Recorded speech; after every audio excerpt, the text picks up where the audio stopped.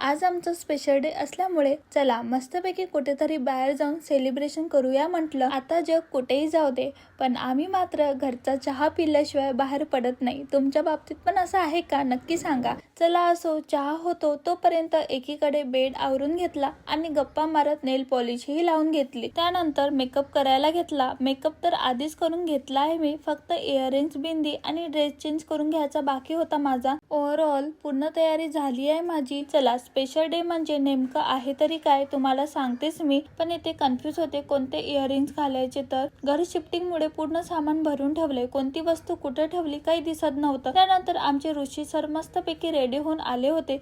यांचा फुल टाइमपास सुरू आहे। यांनी मोबाईल चार्जिंगला लावला पण चार्जिंगचं बटनच दाबलं नाही। आता मोबाईल चार्जिंग होईपर्यंत फुल टाइमपास करणं सुरू आहे।